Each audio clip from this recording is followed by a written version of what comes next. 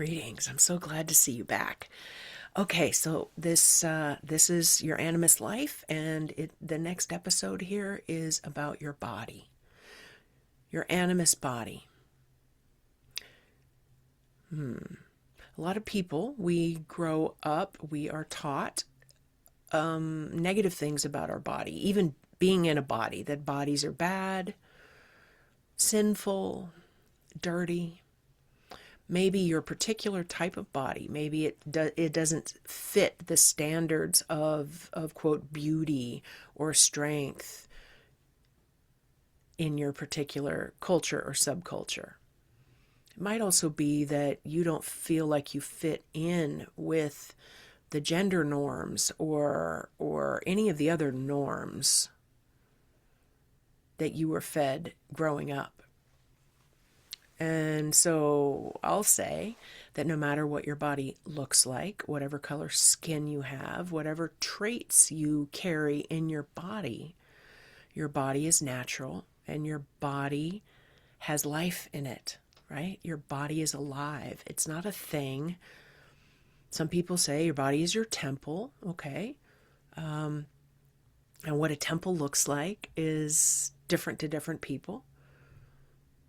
But even when I say that, notice how you feel about it.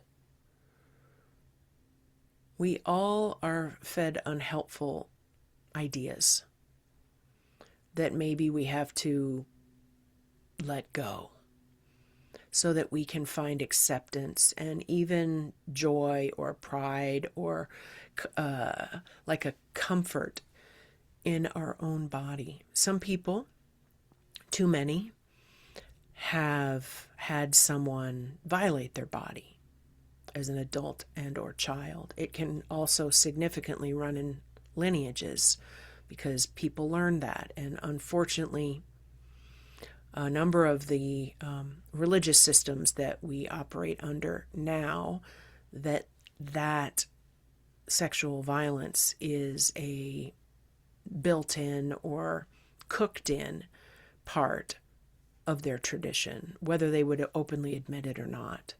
There's also a lot of the secrecy, right? The shame, the guilt about how one's bodies work. A lot of comparing. It's just really hard, right? And then gender violence and gender roles and rules and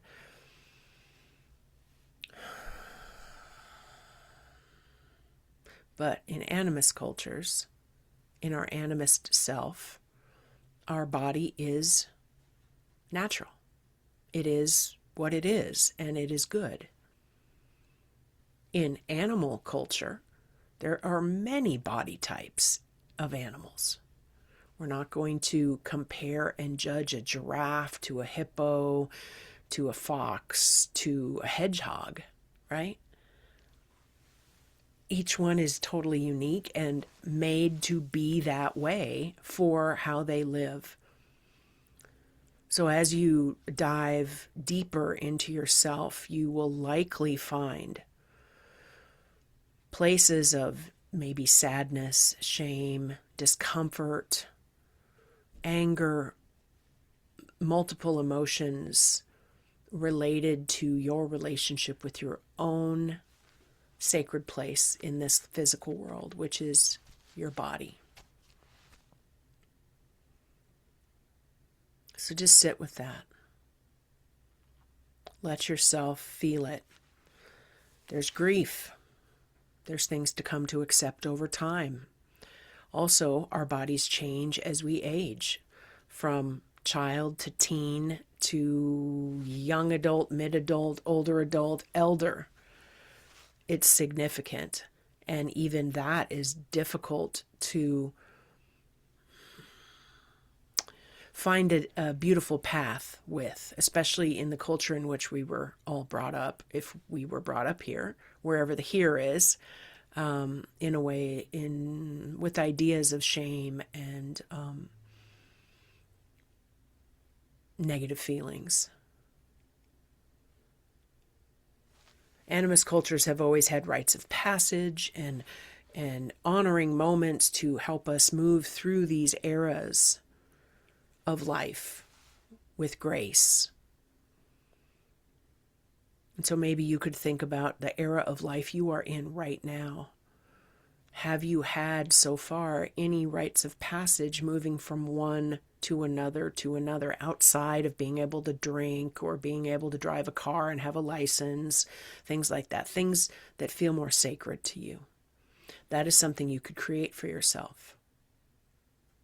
I've done many of those because I didn't have any cultural way to acknowledge. The first time I got my moon as a young teenager, I realized at 23, I'm like, when am I an adult?